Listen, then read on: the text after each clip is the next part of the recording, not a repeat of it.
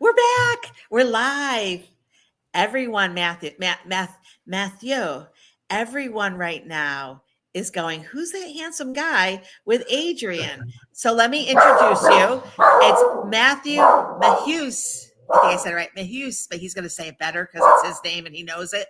So a couple things we could say about Matthieu, right? He's brave, comes on live, doesn't know what to expect because you know me. He's brave, bold, beautiful. Sorry, but I have to say that you're just a beautiful looking human. And he's got two M's in his name. And if everyone knows me, they know I love M&Ms. So anything with two M's make me happy. So Matthieu, introduce yourself. Hey, Adrian, thank you for having me on the show.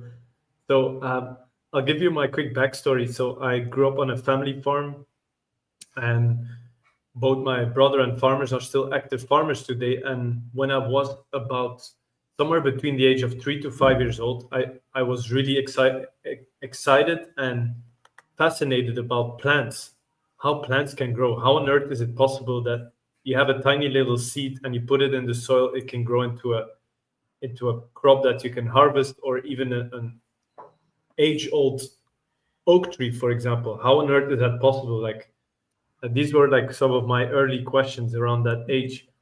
And then we had a teacher at school. She was amazing. She was already a bit of age, but she had a lot of wisdom about plants and how to propagate and how to do a vegetable garden. So we learned all those stuff in our classroom, and our classroom was full of plants. And I still remember that, and I loved it. And so after that, I came home and I told to my parents, like, hey, I want to start my own vegetable garden. So on our farm, it was mostly cash crops and cattle. So there was not much vegetable growing going on. And so they said, like, no, we don't have time, because they had super busy lives as a farmer. But I persisted, and eventually they said, okay, there's this corner in the back of the yard, go and do your stuff there.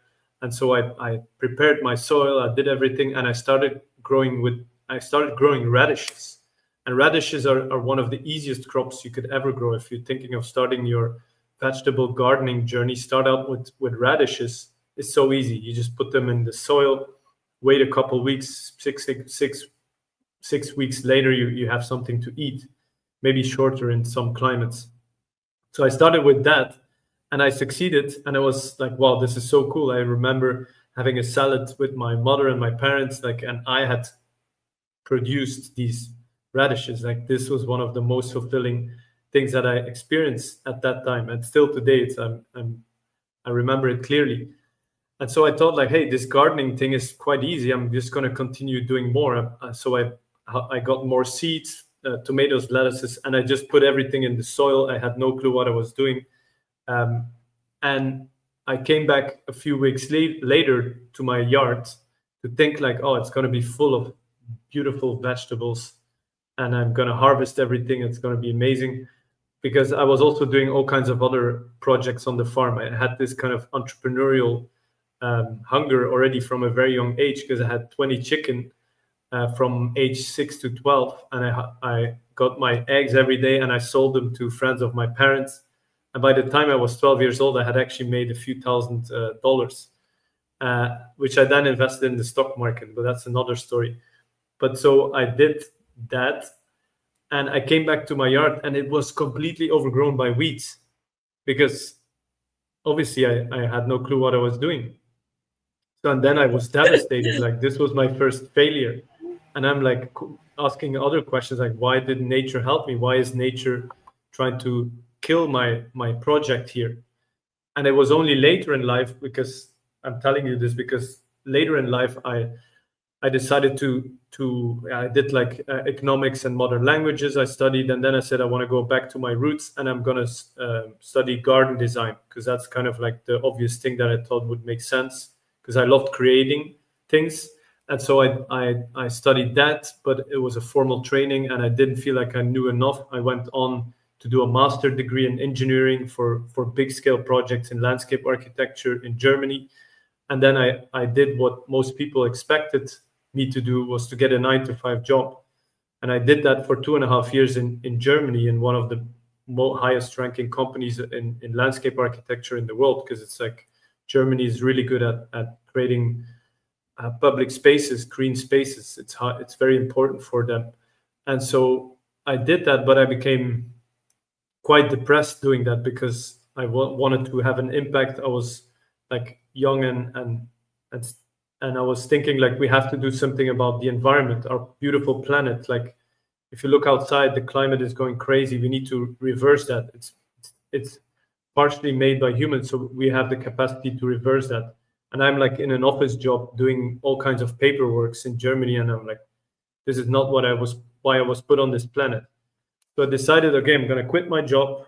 I had some money saved up, and I'm going to travel the world and go to places all over the world that where people are doing things around actual eco projects that are making a difference in the world. So I visited a lot of regenerative farms, sustainable farms. I volunteered. I went to eco resorts. I looked into developments that are like even how to build houses. I did a permaculture training in India. So I've pretty much seen the whole world and got really inspired and got all this knowledge. And then, Adrian, I did something that I don't regret, but it was kind of a plot twist in my own story, is that I went to the Amazon rainforest because I wanted to see in Ecuador. I wanted to see and experience, like everybody talks about the Amazon rainforest, it's the green lungs of our planet, but I really wanted to see and experience it with my own eyes. So I traveled for it was from Quito, the capital in Ecuador. I took a 12-hour bus ride. Then I went on a boat for another 20 hours, and then another 5 hours on a small boat. And I was like in the depth of the Amazon rainforest with an indigenous tour guide who had worked with National Geographic. That you couldn't find him on the internet. There was some synchronicities that lined up for me to meet with him. And I spent several days in the Amazon rainforest. I saw so many beautiful things, like trees big as skyscrapers. I saw dolphins because it's full of dolphins there as well in the Amazon rainforest. I saw crocodiles. I saw parrots, monkeys, and even the guide. He's an indigenous guy. He said I've never experienced that in a trip. I've been guiding people for 30 years, and I've never seen that much animals and biodiversity. Like, you're really lucky this time. We even saw a tapir, or the guide saw it. I heard it, which is a small elephant. And if you go on the internet, there's very few pictures of them. They're very rare to spot because they're very sensitive animals, but we saw them. So it was a crazy experience. But then the plot twist came that after that trip, I became really sick because I got stung by a mosquito that had a tropical disease called dengue, which is kind of like malaria. You didn't get the dengue you didn't get the shot? You can't. I think today you could do some dengue shot, but at that time it wasn't. It didn't exist. Oh my gosh. Okay. So I got really sick, and painful, right? Too, is it really painful? Oh yeah, I was sick for several weeks. I lost 10 kilos, which I don't know how much that is in pounds, but I was really skinny. I couldn't eat for days, And at that moment is really one of the toughest periods in my life. But also my life from that moment, it went really downwards. My girlfriend dumped me. There was a lot of I had to move in back with my parents because I didn't have any more money yet. So I had to go back. And why am I telling you this is because for me it was kind of a blessing in disguise, because I started to ask myself some deeper questions, like, why am I here? What am I doing here? And I started to realize that God has gifted me to see things into the future, that we have to regenerate our planet. We have to take care of our planet. And so it was kind of a second chance for me to start actually doing something with it, because I studied, I grew up on a farm, I had all the information, and I was actually wanting to continue to do more research because I loved it. I had a small remote job. I love surfing, but Mother Nature or God, or the universe, whatever you believe in, had a different plan for me. So from that really deep experience of those difficult moments, I decided, okay, you know what? I want to have impact in the world. How can I do it? It looks like I have to start my own business, because it's business owners that change the world. So I said, okay, what can I do? I know garden design. So I started out with garden designs and doing designs for homeowners that are open to do it in a different way that is in harmony with nature. And actually, oftentimes I don't really advertise that. I tell them just I create beautiful, lush gardens that don't require a lot of maintenance, because the beauty of the work that I do is when you work with nature and you understand how nature works, you can use that to your advantage, and you create beautiful, lush gardens that almost self-maintain them. It's like you still have to do some care, but you can get that outsourced by a gardener, or you do it yourself. And so I started working with people one-on-one, and then from that experience, I had one client who told me like, hey, it's like we had done a big portion of their property, and they said, I really love the work you've done. It's so beautiful. Everything looks amazing. But you know what? I'm sick and tired of having a landscape architect. I want to make my hands dirty myself, and I want to do it myself. I want to learn how to do it.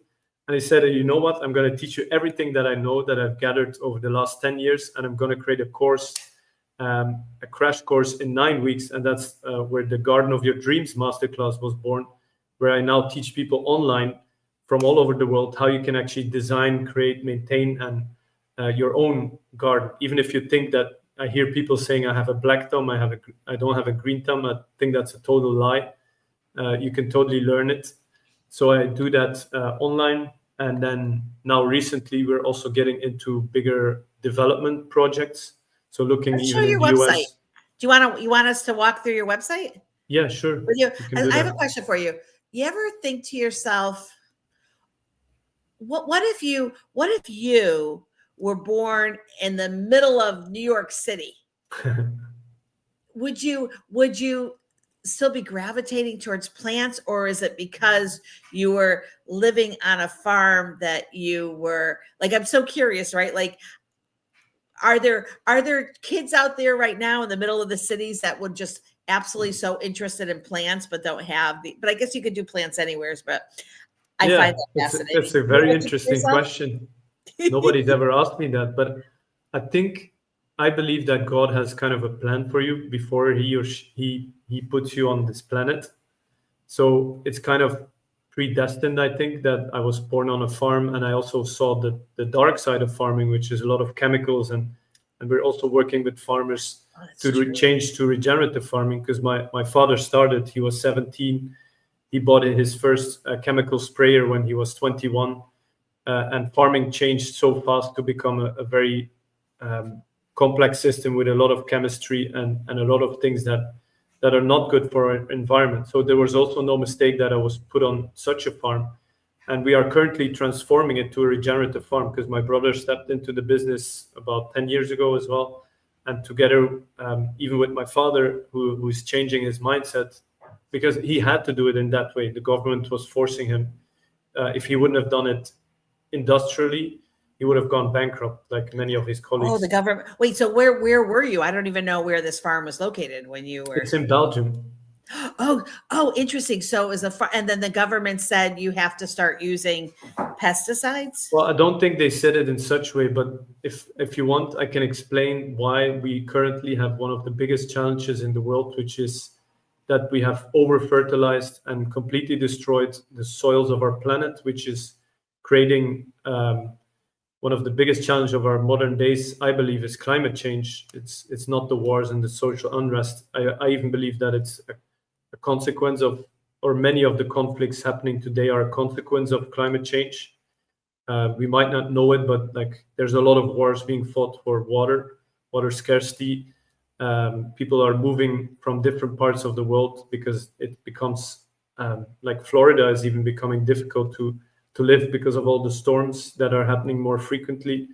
No insurance companies don't want to cover your house insurance anymore because it's just a matter of time before there's a destruction.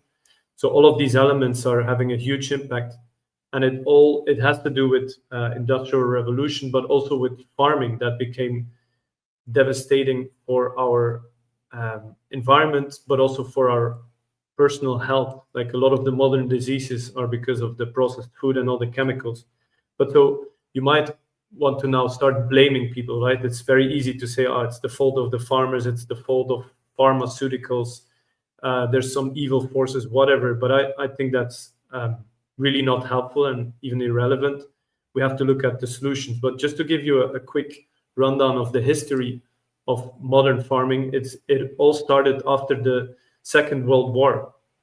So the Second World War was over, and during the First and Second World War, there was a lot of chemical warfare. So chemicals that were being used for warfare, and a lot of products that were used for the war. And the war was over, so all these products that were made to do big-scale warfare were becoming useless. And then they knew, or they started to experiment with these chemicals like nitrogen, which is used for bombs. It was already experimented before the First World War, but they said, okay, now we have all these chemicals that we produced. What can we do with it? Oh, we can actually solve another big problem that we have in the world. After the Second World War, the biggest problem was hunger. A lot of countries didn't have enough food. Europe was a complete disaster. It was completely destructed. No infrastructure, not enough food. You might remember the Irish hunger that was more in 1800, but like food security was a big problem after the Second World War. So we had that problem, and we had all these chemicals. So some smart people, the government said like, hey, why don't we solve that problem by using those chemicals into food production? Because when you use nitrogen, your food production goes up very fast. So at the beginning, it was kind of an ingenious system where we add a lot of chemicals to the soil. We do a bunch of chemical things, and that boosts the yields of farms. And it was a brilliant solution. But what they didn't realize, I mean, some early people were warning for it, but what we didn't realize is that as we were using all those chemicals, we were also destroying the health of the soil, and the minerals are depleting. We now have erosion problems all over the world. All the soil is running into the ocean with the rain. So we have a bunch of problems that came with this big scale mass production, not to talk about even the animal cruelty around how meat is produced. That's a whole other topic. But so we have this industrial complex situation, which is killing our planet, it's killing our personal health. At the same time, we have resolved world hunger because we have too much food on the planet for the amount of people there are. So some people say like, oh, there's too many people on the planet, we cannot grow anymore. But there's more than enough food on the planet. The only problem is the distribution. And if there's people that are in hunger, it's because of climate or warfare. But in theory, there's more than enough food on the planet. So we've pretty much resolved the hunger issue on our planet. But now we have other risks that came with solving that problem. We created a bunch of other problems that are having an impact on our lives. So that's kind of a short history of farming, and if that makes sense. It may sound a little complex, but no, it's not. I mean, I didn't expect a lesson this morning, but I absolutely love it, and I can see farming. And you're so right. Here in where I live, Daytona Beach, the community of Port Orange. Oh my gosh, everyone's in an uproar. One storm, but the funny thing is they're remembering that this never happened 10 years ago. It's with all the development. So what you're saying makes sense. Let's go through your website too, guys, because I'm like what you're doing is so interesting and so unique. So I love it. Just share with us the name. Where did you come up with your name? So yeah, good. Polonia Landscape Architects is the company where we do like a done-for-you approach. We come to your property, we look at it, and we make a beautiful, lush design. And then we take care of everything so that you just have to lean back and you enjoy a beautiful garden. And so the way we do it is that we do it in harmony with nature. Because as it turns out, is when we start to understand how nature works, and that's what I covered in my book that has won an award that I launched last year, which is the 12 Universal Laws of Nature, is that when you understand how nature works, you can use that to your own advantage, and you can create beautiful, lush gardens with whatever you want. If it's flowers, edible things, like obviously you have to look at the conditions of your soil and the country you're in and the climate, etc. But that's everything that we take care of. And then once you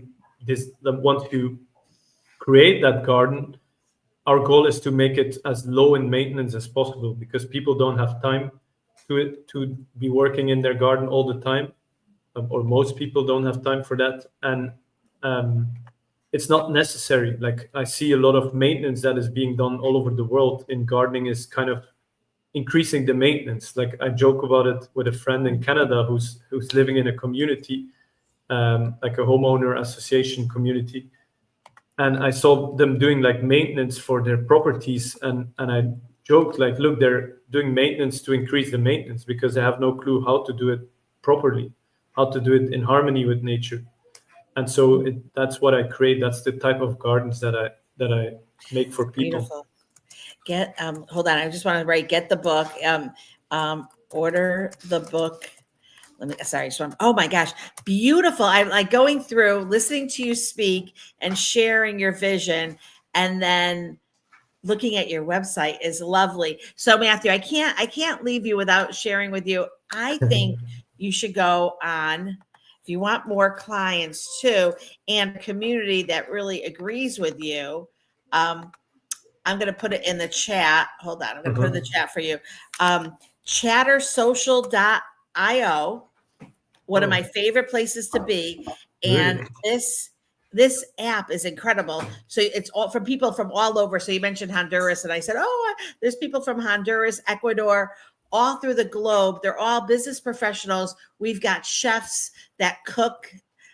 There's there's a video it's really cool. I'll kind of just show you really quickly, but you could really show people and teach, and this is what it's made from. So actually right now, I'm just going to show you this, and what is the website again? I put it in the chat. Yeah. Chattersocial.io.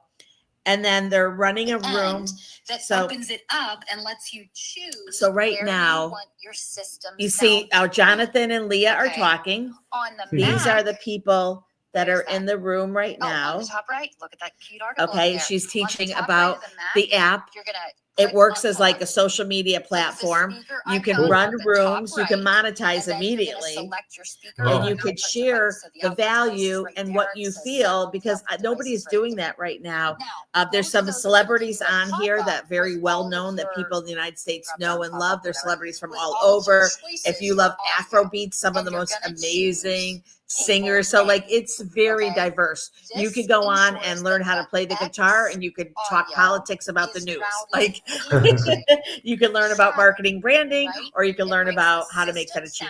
So I think you should try to come on. There's no cost, so there's no charge. So come on and check it out, because I think that you would absolutely, let me leave the room, you would love it, because you're so the knowledgeable. audience is already built in. You already have a built-in audience, and you have plenty of people that really care. You're so knowledgeable about all these social media ways and online platforms. You're so knowledgeable about our earth, and I don't think that we can get enough lessons. So even though I don't, I live in a apartment resort style living, I don't have access to a garden. But my daughter, like radishes, do you mean you just take the whole radish and throw it in? You take the seeds. You just buy some seeds.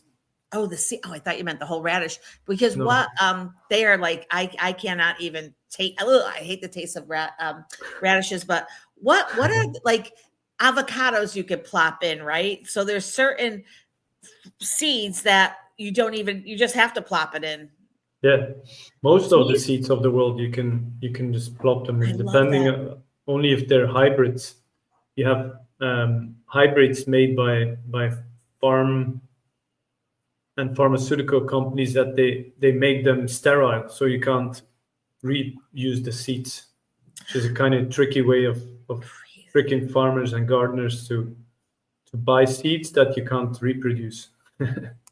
Well, we just definitely need to support our farmers. We know that the news here is it can be very scary when you start hearing what's happening with the inflation and the farmers, but you are a treasure trove. So you guys buy the book, look at the course, go on the website, and I just want to grab that website one more time to put it in here. So I'm going to put it in the chat so you guys can grab it. And if you have a podcast, if you're a podcast host, consider having Matthieu on as a guest, because he's fantastic. I love my time with you. I really appreciate it. So thank you so much. We are live, and then this is going to be turned into a podcast. And I love, Nice. I want to add you in my next book because your content will turn out beautifully in a book. So Thank you. very excited. I'm gonna try a preview chapter to show you when my podcast when this hits the launch. But for now, everyone who sees you will have your link in the information, and you are amazing. Are you on LinkedIn? Yes. Okay, I'll reach out to you and connect with you if that's okay, so that we can connect. Perfect. So I can tag you. And boy, brave, bold, handsome, and the two M's, my favorite candy, and now my favorite. What is your title? Not like, so you, not your CEO, but what do you call yourself? Like a landscape architect? Is that your title? Yes. A And land consultant we also do. I love that you followed your dreams. I love your story, and you started as how, like, you know, you can picture that young kid all of a sudden coming home and understanding and loving. There's so much beauty and joy in your story. I can't wait to get your book. I want to share your story for you. Come on, Chatter, so we can meet and I can introduce you to some amazing people. And there's some amazing developers on the United States. So you need to be in Chatter Social. And thank you so much for your time today. Thank you for being patient, because we had the hour before. So I'm so glad that you said, let's do it. Let's do it in an hour. That was brilliant of you too. That's why you're successful. You do it now, not later. So I love you for that. So thank you, Matthieu. Anything else that I missed that you want to share? No, I think you said it brilliantly. And I love what you said about the dream. And I feel like you have to follow your dream. Otherwise you'll have a miserable life. Don't chase other people's dreams or what other people think you should do, or dreams about only focusing on money. That's not gonna help. Like, it's good to I'm now listening a lot to Jim Rohn's audio tapes. I don't know if you know Jim Rohn. I think he was the mentor of Tony Robbins. Oh, I know who you're talking about. And he says, yeah, you should go and make $1 million, and you shouldn't just go make $1 million and that's it. In fact, when you make that $1 million, you could give it away immediately, because it's useless. The very reason why you make $1 million is more about the person you will become when you make that $1 million. That's what more valuable than the $1 million. Ooh, I love that. And imagine a world where we didn't have to choose between organic and the lower price, because all of our food is grown organically. Wouldn't that be amazing? Exactly. Yeah, I got it. All right. Like that. Yeah. Scary. And I'm glad, honestly, my youngest is 19. She came back. She's safe now, but she's 19. And I have a granddaughter, and it's scary because they have to watch everything that they put in her mouth. And it's crazy. All right. I can't wait to learn from you. Come on, Chatter Social, so I can introduce you. Yeah. And send me a message that you're there, so I can immediately, my dog is going crazy. Okay. Bye, everyone. All right. Bye-bye. Thank you.